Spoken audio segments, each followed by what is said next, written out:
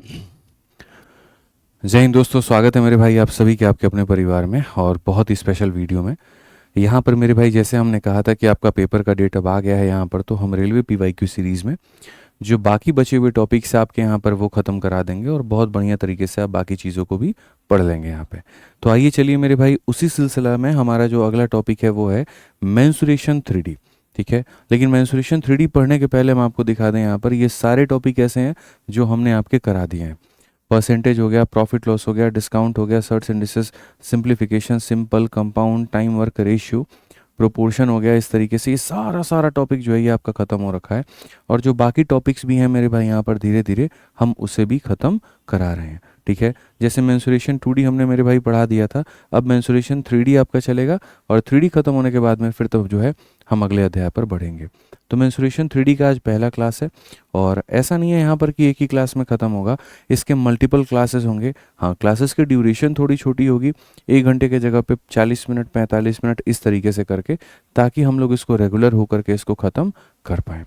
ठीक है, तो जिन्होंने मेरे भाई अभी तक यहाँ पर पीछे की वीडियोस को नहीं देखा है तो डिस्क्रिप्शन में पूरे पूरे प्लेलिस्ट का लिंक है, आप जा कर के एक एक चैप्टर तरीके से वहाँ से पढ़ सकते हैं और मेरे भाई यहाँ पर आगे से कंटिन्यू कर सकते हैं। तो अभी हम मेंसुरेशन 3D शुरू कर रहे हैं जिसका ये पहला वाला पार्ट है और यहाँ समझते हैं। देखिए, जब मेंसुरेशन 3D की जब बात आती है मेरे भाई यहाँ पर, तो मेंसुरेशन 3D में क्या पढ़ना होता है। 3D का मतलब यहाँ पर ये हो जाता है एक ऐसी वस्तु जिसके अंदर में अपनी लंबाई हो, चौड़ाई हो, ऊंचाई हो। ठीक है, जैसे जिस कमरे में आप बैठे हैं मेरे भाई यहाँ पर, वो अपने आप में एक 3D ऑब्जेक्ट है। उसके पास में अपनी एक लंबाई भी है, उसके पास में अपनी एक चौड़ाई भी है, उसके पास में अपनी ऊंचाई भी है। ठीक है, 3D से मतलब यहाँ पर क्या आता है, तो 3D से मतलब यहाँ पर जनरली आयतन का आता है, वॉल्यूम का आता है। ठीक है, जिसका आप वॉल्यूम निकाल पाए तो वो एक ऑब्जेक्ट अपने आप में क्या होगा, तो 3D ऑब्जेक्ट होगा। इस बात को आप मान करके चलिए। ठीक है, तो 3D के बारे में यहाँ पर कुछ बातें लिखी गई हैं कि 3D फिगर क्या होता है और सारी बातें यहाँ बहुत तरीके से बताया गया है।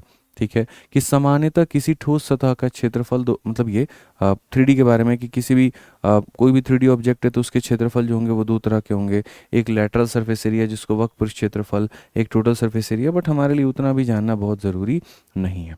ठीक है, अभी हम आपको 3D में देखिए, यहाँ पर 3D में आप कितने तरह के ऑब्जेक्ट के बारे में पढ़ते हैं तो आप समझिए। बेसिकली जो होता है मेरे भाई, जितने भी 3D होते हैं यहाँ पर, जितने भी 3D ऑब्जेक्ट होते हैं वो दो भागों में बटे होते हैं। एक यहाँ पर बटा होता है मेरे भाई आपका प्रिज्म में। ठीक है, और दूसरा मेरे भाई यहाँ पर बटा होता है आपका पिरामिड में। प्रिज्म हो जाएगा एक यहाँ पे और दूसरा क्या हो जाएगा मेरे भाई यहाँ पर, तो दूसरा आपका हो जाएगा पिरामिड में। ठीक है, और तीसरा यहाँ पर क्या हो जाएगा, और तीसरा मेरे भाई यहाँ पर आपका ये हो जाएगा अदर ऑब्जेक्ट में। तीसरा यहाँ पर क्या हो जाएगा, अदर ऑब्जेक्ट में हो जाएगा।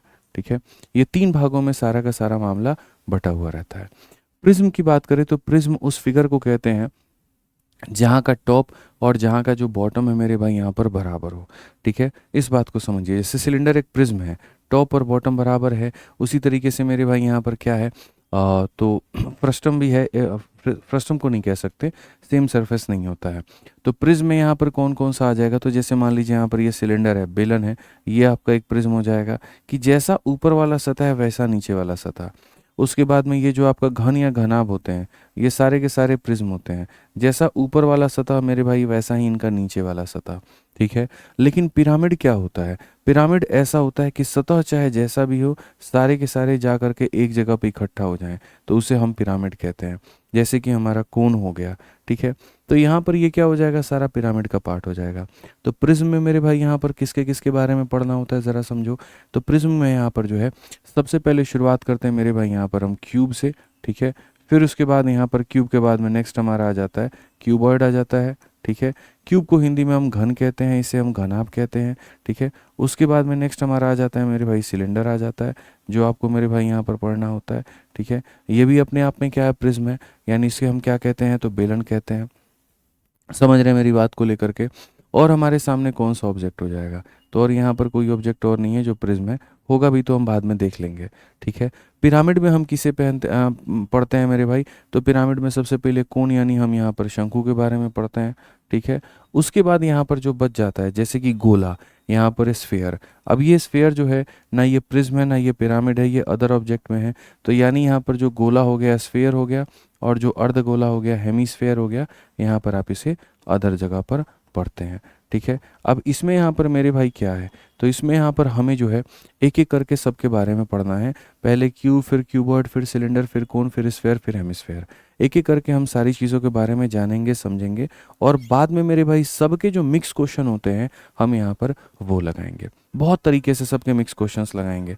तो सबसे पहले मेरे भाई यहाँ शुरुआत करते हैं, और किसके बारे में करते हैं, तो क्यूब के बारे में करते हैं। अब क्यूब के बारे में आप मेरे को समझिए। ये क्यूब जो होता है इसे घन कहते हैं। जो आपने लूडो का पासा देखा है ना, तो पासा अपने आप में क्या है, घन है। ठीक है। कितनी उसके फेस होते हैं, तो 6 फेस होते हैं। एक तरफ 1 लिखा होता है, दूसरी तरफ में 2 लिखा होता है, तीसरी तरफ में 3, फिर 4, फिर 5, फिर 6 यहाँ पे। तो जो ये पासा होता है बच्चे, इसी को हम क्या कहते हैं, घन कहते हैं। इसके हर एक भुजा जो होती है वो क्या होती है, बराबर होती है। हर एक फेस जो होता है यहाँ पर वो क्या होता है, बराबर होता है। तो ये जो मेरे भाई आपके सामने ये जो पासा दिया गया है, इस पासा का कौन कौन सा मान आप यहाँ पर निकाल सकते हैं। तो जैसे आपके सामने अगर ये पासा है, तो पासा में कुल मिलाकर के 3 चीज़ें होती हैं। एक होता है मेरे भाई कर्व सरफेस एरिया, जिसे हिंदी में हम कहते हैं वक्र पृष्ठ क्षेत्रफल। क्या कहते हैं मेरे भाई यहाँ पर, वक्र पृष्ठ क्षेत्रफल कहते हैं। दूसरा हमारा हो जाता है टोटल सरफेस एरिया, जिसे हम कुल पृष्ठ क्षेत्रफल कहते हैं। और तीसरा हमारा हो जाता है पूरा पूरा आयतन। तीसरा हमारा क्या हो जाता है, पूरा पूरा आयतन हो जाता है मेरे भाई। तो अगर हम यहाँ पर देखें तो हम यहाँ पर क्या कहेंगे, तो हम यहाँ पर कहेंगे सर देखिए, अगर इसकी भुजा मेरे भाई को लीजिए यहाँ पर ए है, इसकी लंबाई भी ए है, इसकी जो चौड़ाई है यहाँ पर ये भी क्या है, ए है यहाँ पे। ठीक है। और इसकी जो ऊंचाई है मेरे भाई यहाँ पर ये भी क्या होती है, ए होती है। इसीलिए इसको घन कहा जाता है। ठीक है। घन और घनाभ में इतना ही अंतर है कि घन का लंबाई, चौड़ाई, ऊंचाई तीनों बराबर होता है, और जो घनाभ होता है उसका लंबाई एल, चौड़ाई भी, ऊंचाई एच तीनों अलग अलग होते हैं। ठीक है। तो ये चीज़ें आपने मेरे भाई यहाँ पर समझ लिया। अब इसमें अगर आप देखोगे तो क्वेश्चन में यहाँ पर क्या कहा गया, तो सबसे पहले यहाँ पर जो है lateral surface area, lateral surface area यानी पार्श्व पृष्ठ क्षेत्रफल। ठीक है। तो लेटरल सरफेस एरिया मेरे भाई कितना होता है, तो 4a² होता है, यहाँ पर याद रखिएगा। लेटरल कह लीजिए, कर्व कह लीजिए, कितना हो जाता है, 4a² होता है। सिर्फ 4 भुजाएं। लेटरल का मतलब जानते हैं क्या होता है, जैसे मान लीजिए मेरे भाई यहाँ पर क्या है, मान लेते हैं मेरे भाई यहाँ पर ये ग्लास हो गया। ठीक है। अब मुझे लेटरल सरफेस एरिया निकालना है, तो लेटरल का मतलब यहाँ पर ये हो जाता है, ये साइड वाली चीज़ें, ये साइड वाली चीज़ें क्या कहलाती हैं, लेटरल कहलाती हैं। और साइड वाला कर्व एरिया मतलब कर्व एरिया, इस कर्व एरिया में बॉटम के एरिया और टॉप के एरिया को जोड़ दें तो वो टोटल कहलाता है। समझ रहे हैं बातों को लेकर के। तो आप बहुत अच्छे से मेरे भाई ये सारी बातों को कह सकते हैं। और क्या कह सकते हैं वो देखिए कि सर इसका आसपास का मेरे भाई पूरा का पूरा, तो इसका आसपास का कैसे हम कहेंगे, तो मान लीजिए मेरे भाई यहाँ पर ये आपका क्यूब हो गया, आसपास में कौन सा एरिया हो जाएगा, एक ये एरिया हो जाएगा, एक एरिया, एक ये एरिया हो जाएगा, 2 एरिया, एक यहाँ पर ये एरिया हो जाएगा 3, और एक यहाँ पर ये एरिया हो जाएगा 4। ये मेरे भाई यहाँ पर क्या हो जाएगा, ये लेटरल है। ठीक है। तो यहाँ पर ये स्क्वायर है, तो a², a² a² और a², तो कितना a² हो गया, 4a² हो गया। इसीलिए लेटरल कितना हो गया, तो 4a² हो गया। इस 4a² में मेरे भाई एक ऊपर का a² और एक नीचे का a² जोड़ दो, तो यहाँ पर ये बन जाता है 6a², जिसको हम क्या कहते हैं, टोटल कहते हैं, जिसे हम क्या कहते हैं, टोटल कहते हैं। ठीक है। अब इसके बाद में जब हम लेटरल निकाल लेते हैं, जब हम टोटल निकाल लेते हैं, तो एक पॉइंट और आता है जिसे हम क्या कहते हैं, वॉल्यूम। और वॉल्यूम कैसे होगा, लंबाई इंटू चौड़ाई इंटू ऊंचाई। लंबाई हमारे सामने कितना है, तो a है, चौड़ाई कितना है, तो a है, ऊंचाई कितना है, तो a है। तीनों को गुना करने के बाद में वॉल्यूम कितना हो जाएगा, a³ हो जाएगा। वॉल्यूम कितना हो जाएगा, a³ हो जाएगा मेरे भाई। ठीक है। उसके बाद में जो नेक्स्ट पॉइंट आता है वो आता है डायगोनल। हालांकि देखो डायगोनल 2 प्रकार के होते हैं क्यूब में। पहला वाला डायगोनल ऐसा होता है जो इस बिंदु से लेकर के इस बिंदु तक जाता है, और यहाँ पर बीच में 90 का कोण है। तो अगर ये a है और ये a है, तो ये हमारा कितना हो जाएगा, √2 है। तो इसको भी एक डायगोनल मेरे भाई कहा जाता है। लेकिन असल में ये कमरे का जो सबसे लंबा डायगोनल है ये वो नहीं है। कई बार क्वेश्चन में ये पूछ लिया जाएगा, एक कमरे में जो सबसे लंबा डायगोनल होता है वो बताओ। तो ये नहीं कि ज़मीन के एक कोना से दूसरा कोना, बिल्कुल नहीं। ज़मीन के एक कोना से आसमान का दूसरा कोना, उसको हम यहाँ पर सबसे लंबा रॉड कहते हैं, सबसे लंबा डायगोनल कहते हैं। ठीक है। यानी यहाँ से लेकर के मेरे भाई गए हो और तुम यहाँ तक गए हो, तो ये जो डायगोनल होती है दोस्त यहाँ पर, ये सबसे लंबे डायगोनल कहलाती है। ये जो डायगोनल होती है यहाँ पर, ये क्या कहलाती है, सबसे लंबी डायगोनल कहलाती है। ठीक है। और ये जो डायगोनल होती है मेरे भाई यहाँ पर क्या होगा, सबसे लंबी डायगोनल होगा। तो ये कैलकुलेट कैसे होता है, तो ये कैलकुलेट कुछ इस प्रकार से होता है यहाँ पे ठीक है, यहाँ पर कि ये 90 डिग्री है और यहाँ पर ये ए है मेरे भाई, तो रूट अंडर 2a का स्क्वायर प्लस a का स्क्वायर कितना हो जाएगा, रूट अंडर 3a हो जाएगा, और इसीलिए इसको कहा जाता है लॉन्गेस्ट। इसका स्क्वायर करोगे 2a आएगा, इसका a स्क्वायर आएगा, 2a स्क्वायर में a square 3a square, 3a square का रूट करेंगे तो इतना हो जाएगा। तो ये इस कमरे का सबसे ऊंचा क्या होगा, डायगोनल कहलाएगा। 3 बातें, curve surface area, total surface area, volume और डायगोनल, ये 4 बातें आपको यहाँ पर याद रखनी है। इसी के ऊपर में हमारे क्वेश्चंस आते हैं और इसी के ऊपर में सवाल जो है वो दिए गए हैं। आइए सवाल लगा करके देखते हैं। ठीक है, मेरे पास में सारे फिगर्स भी हैं। अगली क्लास में जब हम आपको पढ़ाएंगे तो एक एक फोटो के माध्यम से हम समझाएंगे कि देखिए ये घन है, ये घनाभ है, ये बेलन है, ये गोला है, ये यहाँ पर शंकु है, ये इस तरीके से है। कहीं पर कोई दिक्कत आपको नहीं होगा, यकीन मानिए। तो सबसे पहले यहाँ पर पढ़ते हैं। तो क्वेश्चन नंबर 1 में यहाँ पर क्या कहा गया है, find the volume of A cube जिसका साइड हमारा 8 है। तो मेरे भाई पूरी दुनिया को पता है कि जो वॉल्यूम होता है वो क्या होता है, ए का क्यूब होता है। यहाँ पर ए का क्यूब का मतलब 8 का क्यूब, और 8 का क्यूब हमारा कितना हो जाएगा, 512 हो जाएगा। 512 हो जाएगा तो कौन सा ऑप्शन है, सी फॉर का होना प्यार है। सी फॉर का होना मेरे भाई यहाँ पर प्यार है, बिल्कुल हमारा क्या होगा, सही उत्तर होगा। ठीक है, आइए चलिए क्वेश्चन नंबर 2 देखिए यहाँ पर क्या कहा गया। बोला कि मेरे भाई यहाँ पर एक घन के संपूर्ण पृष्ठ क्षेत्रफल और पार्श्वीय पृष्ठ क्षेत्रफल का अंतर हमारा इतना है। ठीक है, घन की प्रत्येक भुजा की लंबाई क्या होगी, difference between total surface area. Total surface area हमारा कितना होता है, तो 6a स्क्वायर होता है मेरे भाई यहाँ पर, और लेटरल सरफेस एरिया कितना होता है, 4a स्क्वायर होता है। इन दोनों का जो डिफरेंस है वो हमारा 4050 है। ठीक है, इन दोनों का डिफरेंस हमारा कितना है, 4050 है। तो 6a स्क्वायर में से मेरे भाई यहाँ पर 4a स्क्वायर को आप यहाँ पर घटा दोगे तो आपको मिलेगा 4050। कितना मिलेगा, 4050। तो यहाँ पर 2a स्क्वायर की जो वैल्यू है वो हमारी हो जाएगी 4050 हो जाएगी। कितनी हो जाएगी, 4050 हो जाएगी। तो प्रत्येक भुजा की जो लंबाई है वो ज्ञात करिए। तो अगर हम देखेंगे 2 से काट के मेरे भाई यहाँ पर 2 से काटेंगे 0 बार में, 0 बार में, और यहाँ 25 बार में। ए स्क्वायर का मान इतना है तो ए का मान कितना होगा, ये किसका स्क्वायर आपको मेरे भाई दिखता है, आप बताइए। तो आप बोलेंगे सर ये 45 का स्क्वायर है। तो बस बात खत्म। इसका रूट किए तो इतना आ गया, इसका रूट किए तो मेरे भाई इतना आ गया, बात ही खत्म हो गया हमारा। ठीक है, तो क्वेश्चन में कहा गया लेंथ ऑफ ईच साइड, हर एक यहाँ भुजा का मान कितना है, 45 इक्याई है। हर एक भुजा का मान कितना है, 45 इक्याई है। बहुत तरीके से मेरे भाई आप लोग सारी बातों को समझेंगे और हर एक बात को स्पष्ट रूप से जानेंगे। ये PYQ सीरीज़ अब हमारा मेरे भाई रेगुलर होगा और इसके अंदर में जितने भी बाकी टॉपिक्स बचे हुए हैं वो हम पढ़ाएंगे। ठीक है, कोई सेशन आधे घंटे का होगा, कोई 40 मिनट, कोई 1 घंटा, अपने हिसाब से जैसे जैसे मेरे पास में वक्त रहा वैसे वैसे मैं आप लोगों के लिए रिकॉर्ड करके इसको अपलोड करता जाऊँगा।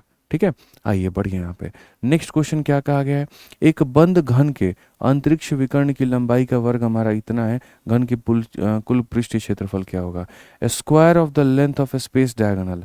आप यहाँ बताइए क्या किया गया है, तो स्क्वायर किया गया है। किसका किया गया है मेरे भाई, यहाँ पर डायगोनल का किया गया है। ठीक है, और उसका स्क्वायर करने पे कितना आया है, तो इतना आया है। ठीक है, तो हम यहाँ पर ये कहते हैं कि अभी हमने बच्चों को पढ़ाया और क्या पढ़ा है, जो डायगोनल होता है, डायगोनल कितना होता है, तो √3 होता है।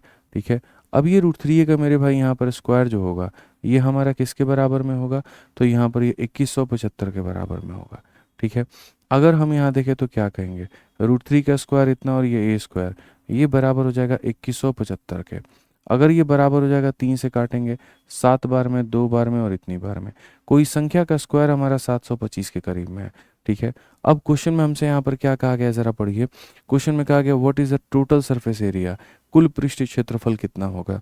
तो कुल पृष्ठीय क्षेत्रफल की अगर हम बात करें मेरे भाई यहाँ पर, तो कुल पृष्ठीय क्षेत्रफल हो जाता है 6 इंटू ए का स्क्वायर, यानी यहाँ पर हो जाएगा 6 इंटू, और ए स्क्वायर का मान कितना है, 725 है। ठीक है, तो 6 पचे 30, 6 दूनी 12 और 3 15, और यहाँ पर मेरे भाई 7 छक 42 और 43, 43 50। ऑप्शन नंबर बी फॉर बड़की बहू करेक्ट आंसर है। ऑप्शन नंबर बी फॉर बड़की बहू मेरे भाई यहाँ पर क्या है, करेक्ट आंसर है। बहुत आसान है, यहाँ पे बहुत आसान है, कहीं कोई दिक्कत की बात नहीं है। ठीक है, आइए चलिए आगे बढ़ते हैं और आगे यहाँ देखते हैं क्या कहा गया है 4 नंबर क्वेश्चन में। तो 4 नंबर सवाल को जब आप देखेंगे तो यहाँ पढ़ेंगे कि कहा गया यदि एक घन के एक फलक का परिमाप, पेरीमीटर ऑफ वन फेस, एक तरफ का मेरे भाई परिमाप हमारा कितना है, तो इतना है। Perimeter of one face of a यहाँ पर क्यूब इज मेरे भाई इतना, then what is the volume. बहुत आसान है मेरे भाई यहाँ पर कि एक फेस का जो पेरीमीटर है वो हमारा कितना है, perimeter of one face of A cube. ठीक है, अब हमने यहाँ पर क्या कहा देखो, असल में क्या होता है मेरे भाई यहाँ पर, ये पूरी तरीके से आपका एक घन होता है। ठीक है, अब आप समझिए, ये पूरी तरीके से मेरे भाई यहाँ पर क्या, बड़ा नया क्वेश्चन है, एकदम यूनिक क्वेश्चन है मेरे भाई। ठीक है, तो हम आपको बता देते हैं यहाँ पर ये क्या हो गया, तो ये पूरी तरीके से एक घन हो गया आपके सामने। ठीक, और ये घन में यहाँ पर क्या कहा गया है ज़रा देखिए, तो घन में यहाँ पर ये कहा गया है कि जो एक फेस है कोई भी, पेरीमीटर ऑफ वन फेस, एक मेरे भाई यहाँ पर फलक का परिमाप, तो मान लेते हैं यहाँ पर ये एक फेस हो गया। और अगर हम देखेंगे यहाँ पर, तो यहाँ पर इसका जो परिमाप है, इसका जो परिमाप है मेरे भाई यहाँ पर, ये परिमाप हमारा कितना है, तो बोलोगे सर ये ए हो गया, ये ए हो गया, ये ए हो गया, और ये ए हो गया। कितना ए हो गया, 4a हो गया। तो सर यहाँ पर ये जो 4a का मेरे भाई मान है, ये 4a का मान हमारे सामने 48 है, और 4a का मान अगर 48 है तो a का मान कितना हो जाएगा, 12। और अगर a का मान 12 हो जाएगा तो क्वेश्चन में कहा गया उसका वॉल्यूम कितना है, तो वॉल्यूम का मतलब यहाँ पर सीधा सीधा a का क्यूब करना है। a का क्यूब करने का मतलब 12 का क्यूब, और 12 का क्यूब कितना हो जाएगा, तो 1728 हो जाएगा। कौन सा ऑप्शन है, तो ऑप्शन नंबर जो बी होगा करेक्ट आंसर होगा। ऑप्शन नंबर जो बी होगा वो मेरे भाई यहाँ पर क्या होगा, बिल्कुल सही उत्तर होगा, कहीं पर कोई दिक्कत की बात नहीं होगी। तो ये इस सवाल का मेरे भाई उत्तर था यहाँ पे। ठीक है, आइए चलिए 5 नंबर सवाल पे चलते हैं, और 5 नंबर सवाल को देखते हैं क्या कहा गया है, ज़रा बढ़िया तरीके से पढ़िए। तो इस क्वेश्चन में यहाँ पर ये कहा गया कि दो घनों के आयतन का अनुपात इतना है तो उनके पृष्ठ क्षेत्रफल का अनुपात कितना होगा। ठीक है, अब हम आपको मेरे भाई यहाँ पर समझाते हैं और सारी चीज़ें हम आपको बताते हैं। तो मान लीजिए यहाँ पर मेरे भाई दो ऑब्जेक्ट हैं, ठीक है, या दो घन हो गए, दो कुछ भी हो गया, हम यहाँ पर देखते हैं। ऐसे मान करके चलिए मेरे भाई यहाँ पर क्या हो गया, दो अलग अलग तरह के घन हो गए। यहाँ पर ये हमारा मेरे भाई तरीके से यहाँ पर एक घन हो गया, ये एक घन हो गया मेरे भाई यहाँ पर, और यहाँ पर ये एक दूसरा मेरे भाई घन हो गया। ठीक है, बहुत अच्छे से समझिएगा मेरी बातों को लेकर के। तो सबसे पहले यहाँ पर ये हो जाता है कि इनका साइड का रेशियो क्या है, साइड का मेरे भाई बाद में एरिया का रेशियो यहाँ पर क्या है, और एरिया के बाद में वॉल्यूम का रेशियो यहाँ पर क्या है मेरे भाई। ठीक है, तो अगर मान लीजिए इनके भुजा का अनुपात इसका 2 है, और यहाँ पर इसकी भुजा कितनी है, 3 है, ये क्या है, तो साइड का रेशियो।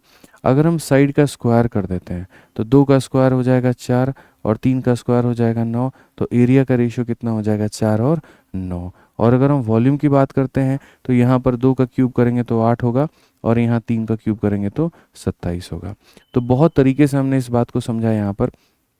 और क्या समझा कि सर भुजाओं का अनुपात 2-3 का होता है, क्षेत्रफल का अनुपात स्क्वायर करने पे, आयतन का अनुपात क्यूब करने पे। और ये रहे मेरे भाई आपके सारे फिगर जो हैं, ये भी हमारे पास में है। मैंने कहा ना कि एक एक करके हम बहुत बढ़िया तरीके से बता देंगे। अभी जो आप पढ़ रहे हैं वो आप इसके बारे में पढ़ रहे हैं, क्यूब के बारे में। ये भी देखो स्क्वायर फेस है, ये भी स्क्वायर फेस है, ये भी स्क्वायर फेस है, तो ये इसको हम घन कहते हैं। ये इसका साइड वाला एरिया होता है कर्व सरफेस एरिया। ठीक है, इस साइड के एरिया में ऊपर और नीचे को जोड़ दो तो मेरे भाई टोटल बन जाता है। ठीक है, तो बहुत तरीके से हम सारी बातों को समझेंगे। हमारे पास में सारे फिगर्स हैं, बहुत अच्छे तरीके से हैं, कहीं कोई दिक्कत की बात नहीं है, कोई परेशानी नहीं होगी। ठीक है, सब पढ़ लेंगे हम लोग। ठीक, अब आगे बढ़ते हैं, यहाँ पर हम देखते हैं। तो यहाँ पर क्वेश्चन में मेरे भाई अच्छा एक देखो, साइड से अगर वॉल्यूम जाना है तो क्यूब करना होगा, और क्यूब से अगर साइड जाना है तो रूट करना होगा। क्यूब से साइड जाना है तो क्या करना होगा, रूट करना होगा।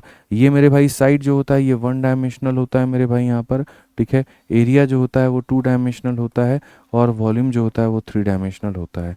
तो यहाँ इसका क्यूब करते हैं तो ये आता है, और इसका स्क्वायर करते हैं तो ये आता है यहाँ पे।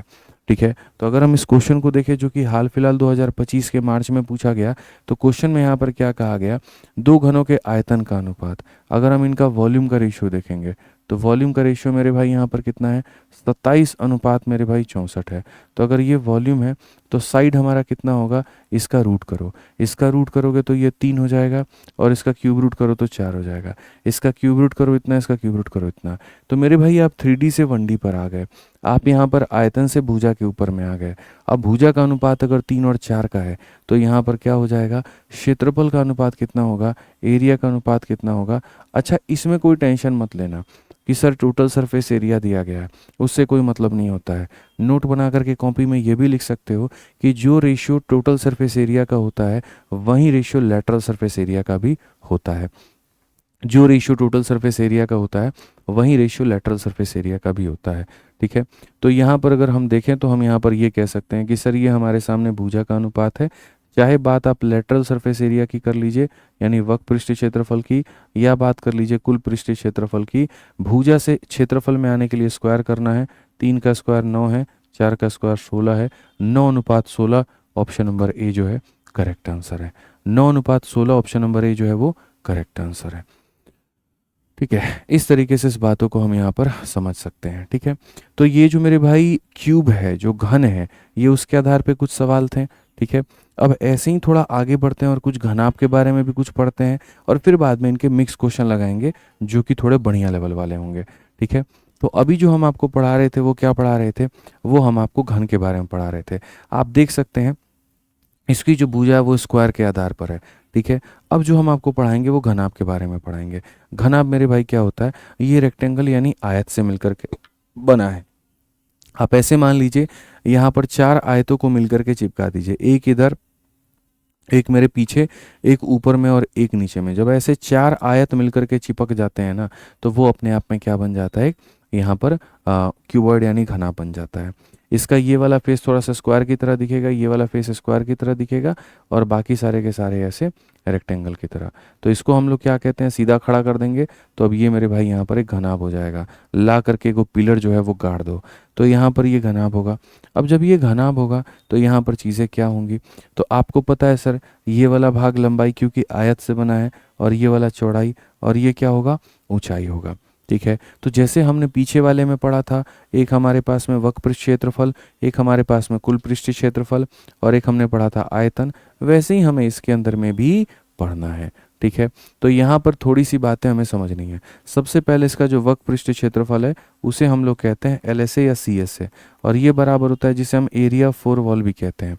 आसान भाषा में समझे, जिस कमरे में तुम बैठे हो वो एक घनाभ है। ठीक है, और कभी भविष्य में ये बोल दिया जाए कि इस कमरों के चारों दीवालों का क्षेत्रफल कितना होगा, इस कमरे के चारों दीवालों का क्षेत्रफल कितना होगा, तो ये LSA को ही 4 दीवार कहते हैं। इसका क्षेत्रफल कितना होगा, तो 2 into L plus B into कितना हो जाएगा, H हो जाएगा। 2 into L plus B into कितना हो जाएगा, H। फिर उसके बाद में आ जाता है total surface area. Total surface area क्या होता है, तो कमरों के 4 दीवालों का क्षेत्रफल प्लस टॉप और प्लस मेरे भाई बॉटम। तो 4 दीवालों का क्षेत्रफल कितना हो जाएगा, 2 into L plus B into H हो जाएगा, प्लस टॉप का एरिया LB और बॉटम का एरिया LB, तो मेरे भाई यहाँ पर हो जाएगा 2LB। कितना हो जाएगा, 2LB हो जाएगा। यानी आप यहाँ पर ये भी कह सकते हैं टोटल सरफेस एरिया को, जब आप इसको पूरा खोल करके सही से अरेंज करेंगे तो आप यहाँ पर ये भी कह पाएंगे 2LB BH और मेरे भाई यहाँ पर LH, आप यहाँ पर ये भी कह सकते हैं।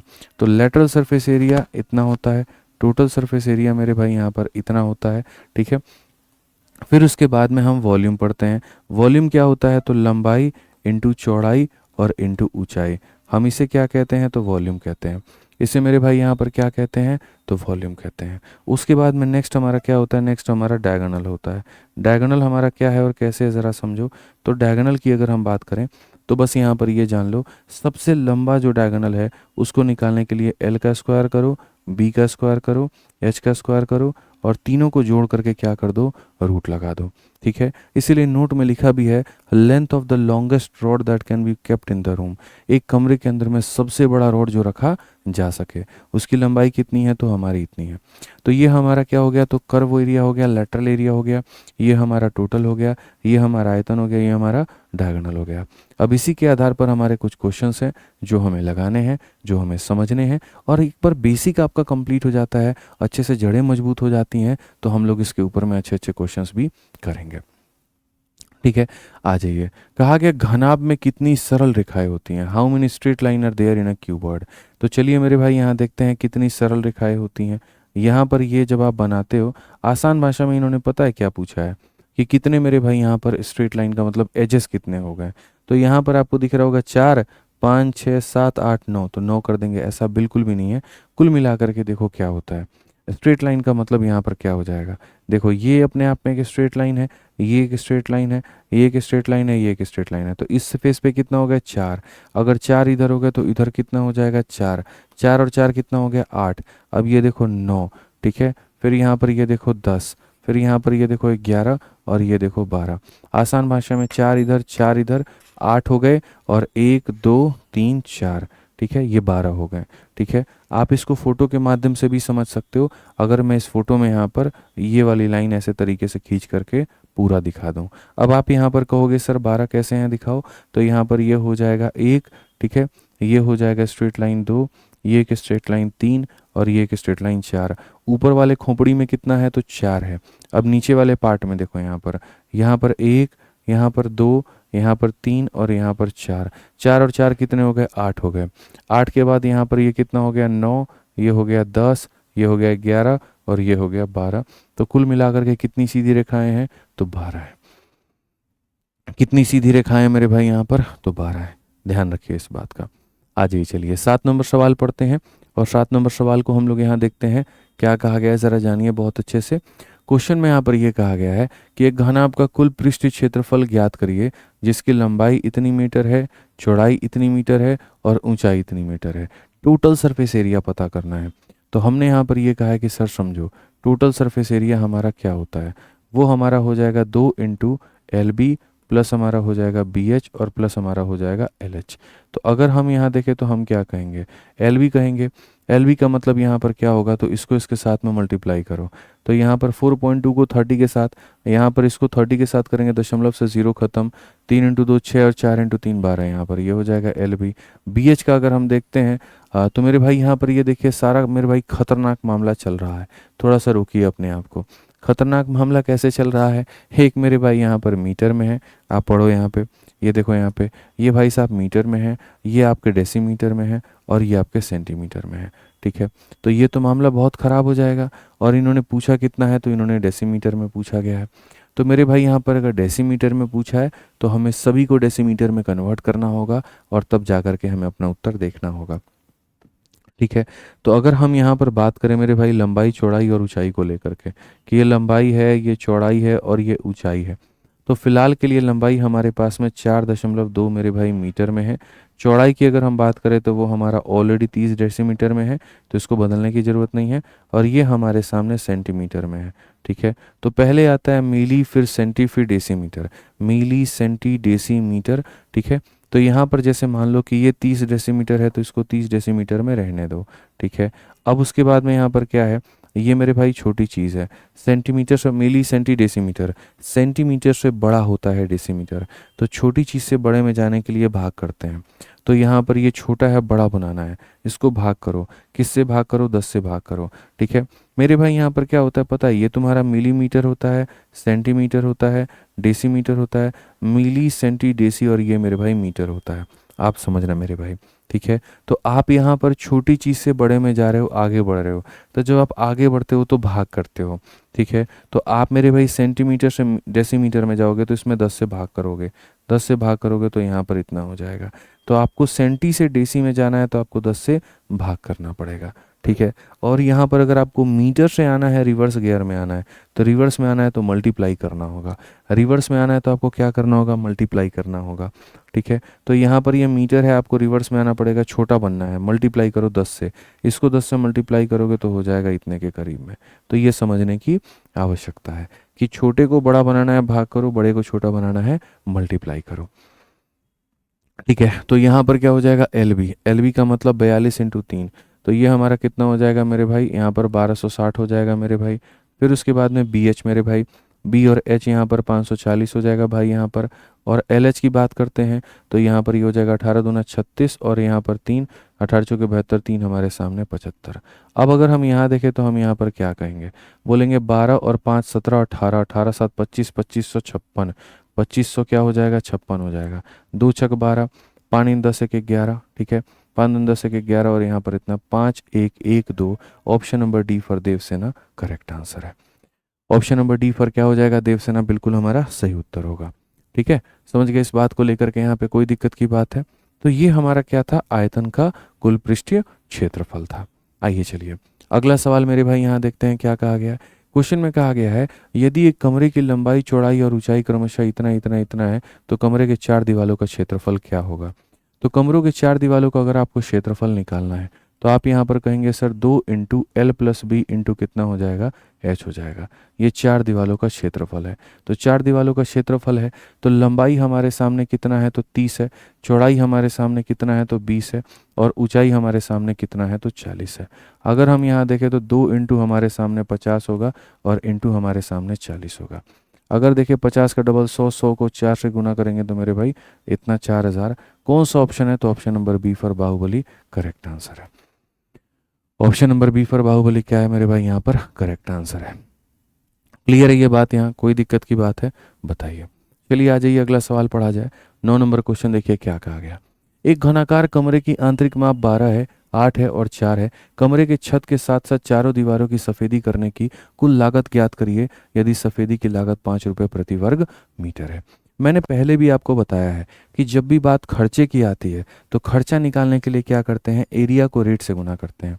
आप किसी भी चीज़ में खर्चा आपका कितना लगेगा तो वो खर्च को निकालने के लिए आप यहाँ पर क्या करेंगे?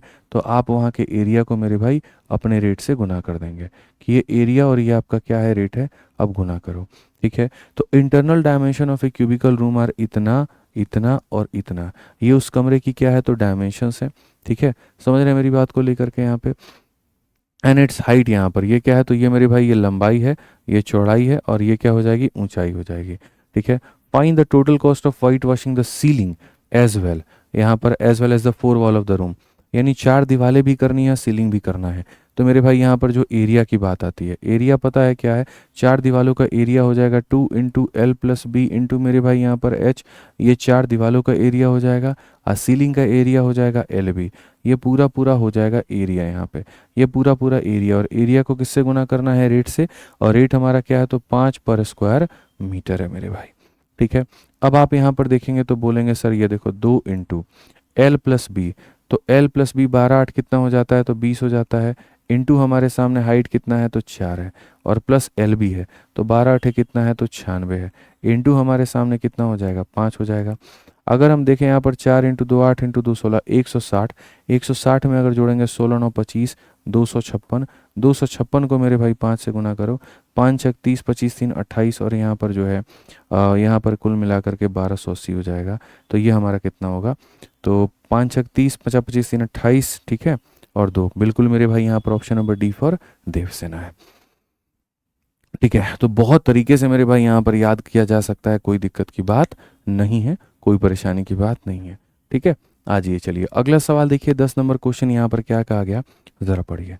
10 नंबर क्वेश्चन में यहाँ पर यह है कि एक कार्यालय के मंजिल के आयाम 5 और 3 के हैं, दीवारों को पेंट करने की लागत इतनी है, दर हमारी इतने की है, तो ऊंचाई कितनी होगी, ठीक है। सेम पीछे वाले क्वेश्चन की तरह है, उसी समय से कैलकुलेट करेंगे कि floor of an office as a dimension of 5 and 3, cost of painting the wall is इतना, रेट हमारा इतना है, क्या होगा। आपने यहाँ पर जब पेंट किया तो आपका खर्चा कैसे निकलेगा? तो खर्चा हमेशा निकलता है मेरे भाई एरिया को किससे गुना करने से? तो एरिया को रेट से गुना करने पे। आपका मेरे भाई खर्चा कितना निकल करके आया है? 8640 का। क्षेत्रफल आपके पास में कितना है? तो आपने पेंट किसको किया है? वॉल को। तो क्षेत्रफल कितना होगा? तो 2 into L plus B into मेरे भाई यहाँ पर एच होगा। और रेट की रही बात, यहाँ रेट हमारा कितना है? तो रेट मेरे भाई यहाँ पर 60 रुपये का रेट चल रहा है। हम बहुत बहुत तरीके से मेरे भाई यहाँ पर बनाएंगे और सारी बातों को हम समझेंगे। 0 से आपका 0 खत्म, 6 से आपका मेरे भाई यहाँ पर एक बार में, 26 है तो 6 बार, 26 है तो मेरे भाई कितनी बार में? 6 चौके 24 और 6 चौके 24, ठीक है। अगर हम देखें तो यहाँ पर ये 144 हो जाएगा, ठीक है। उसके बाद में लंबाई प्लस चौड़ाई, तो मेरे भाई लंबाई और चौड़ाई कितनी है? 5 और 3 है। तो यहाँ पर क्या हो जाएगा?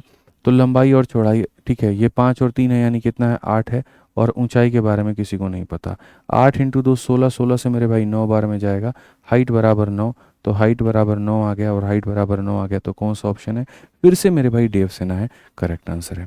इस पीवाईक्यू सीरीज़ की सबसे बड़ी फ़ायदे आपको ये चीज़ है कि यहाँ पर आपको जो क्वेश्चन देखने को मिलेगा वो सारा का सारा लेटेस्ट मिलेगा 2024-25 का, जिससे आपको बहुत बेनिफिट होगा, अच्छा लगेगा आपको, ठीक है।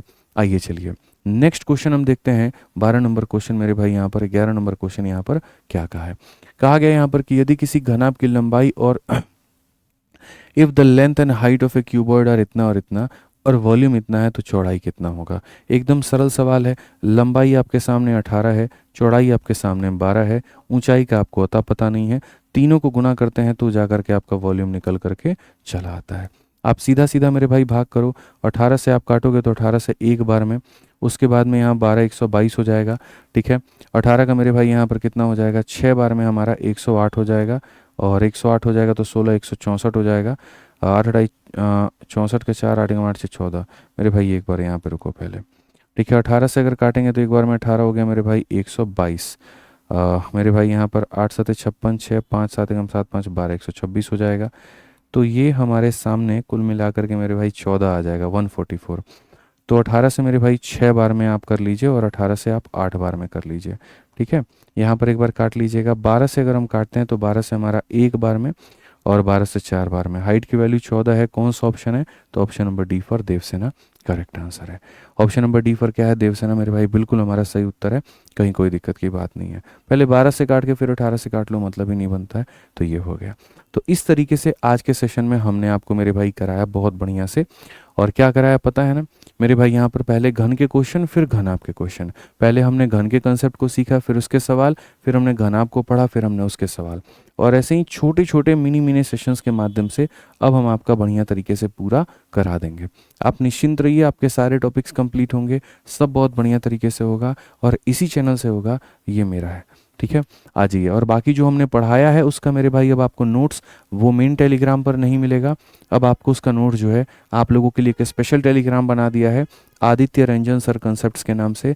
तो यहाँ पर मेरे भाई अब आपका जो नोट्स है वो यहाँ से मिलेगा। ठीक है, बढ़िया तरीके से नोट्स यहाँ से डाउनलोड कर लीजिएगा, चैनल को सब्सक्राइब करके रखिएगा और अपनी पढ़ाई बहुत अच्छे तरीके से करते रहिएगा। मिलेंगे अगली वीडियो में। आज के लिए इतना ही है। ध्यान रखिए, खुश रहिए, मस्त रहिए। बहुत बहुत धन्यवाद। जय हिंद।